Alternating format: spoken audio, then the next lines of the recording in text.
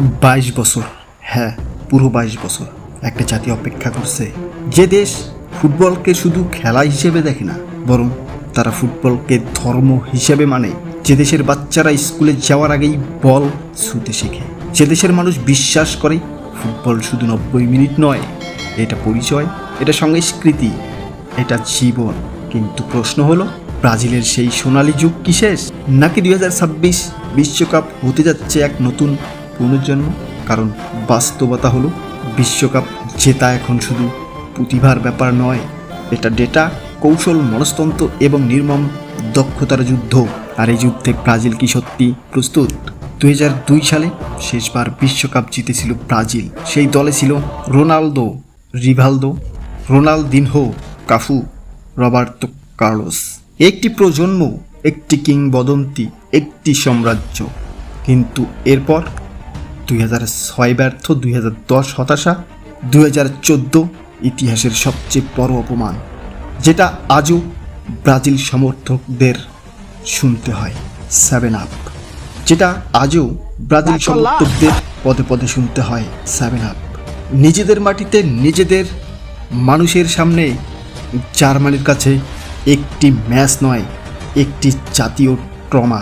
তারপর 2018 সাল আবার বিদায়, ক্রোয়েশিয়ার কাছে পেনাল্টিতে হার, আবার কান্না, আবার অপেক্ষা।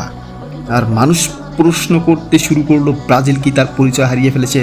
ব্রাজিল এক সময় ছিল জগবর্ণিত সুন্দর ফুটবল, ড্রিবল, সৃজনশীলতা, স্বাধীনতা। কিন্তু আধুনিক ফুটবল বদলে গেছে।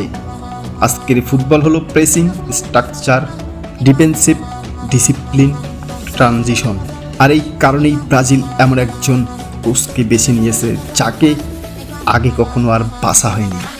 একজন ইতালিয়ান, একজন বাস্তববাদী, একজন বিজয়ী। প্রশ্ন হলো, তিনি কি ব্রাজিলের আত্মাকে বাঁচাতে পারবেন, নাকি সম্পূর্ণ বদলে দিবেন? বিশ্লেষকরা বলেছেন, ব্রাজিল এখন তাদের ইতিহাসের সবচেয়ে বড় পরিচয় সংকটের মধ্য দিয়ে যাচ্ছে। একসময় ছিল প্লে, তারপর জিকো, রোমারিও, রোনালদো, নেইমার। আজ সেই মুকুটের সবচেয়ে দাবিদার ভিনিকাস জুনিয়র।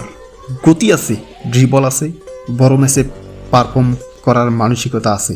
কিন্তু বিশ্বকাপ ওটা ভিন্ন জিনিস। কারণ বিশ্বকাপ শুধু ট্যালেন্ট পরীক্ষা করে না, এটা পরীক্ষা করে চাপ সহ্য করার ক্ষমতা, একটি জাতির প্রত্যাশা বহন করার শক্তি, 22 কোটির স্বপ্ন কাঁধে নেওয়ার সাহস। অনেকেই মনে করেন ব্রাজিলের সমস্যা আক্রমণে, আসলে তা নয়। সমস্যা মাঝমাঠে, সমস্যা নিয়ন্ত্রণে, সমস্যা ম্যাচ ম্যানেজমেন্টে। 2022 সালে তারা এগিয়েছিল, কিন্তু শেষ মুহূর্তে গোল খেলো। এরপর পেনাল্টি, এরপর বিদায়।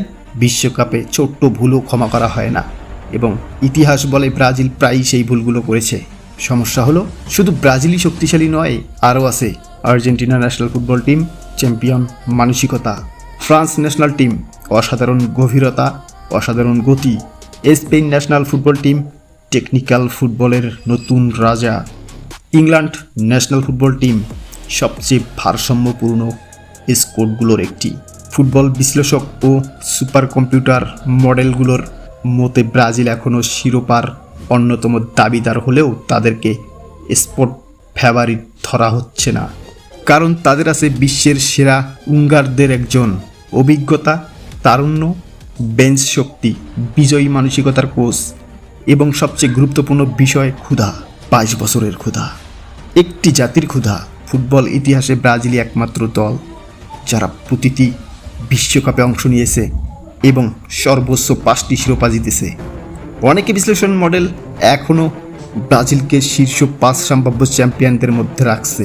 কারণ বিশ্বকাপ নির্মম, একটি খারাপ দিন, একটি খারাপ ভুল, একটি প্লান্টি, একটি গোল সব শেষ করে দেয়। 2014 সালে কেউ কল্পনাও করেনি ব্রাজিল 7 গোল খেয়ে আজ তাদের সমর্থকদের 7 আপের গল্প শোনাবে। 2022 সালে কেউ ভাবেনি ক্রোয়েশিয়ার কাছে হারবে।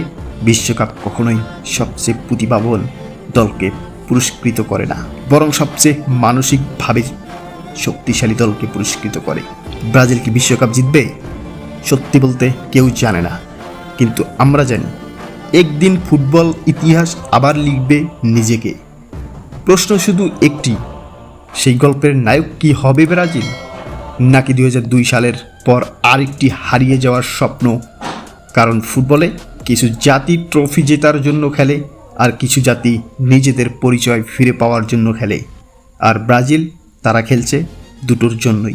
ভিডিওটি ভালো লেগে থাকলে অবশ্যই লাইক করতে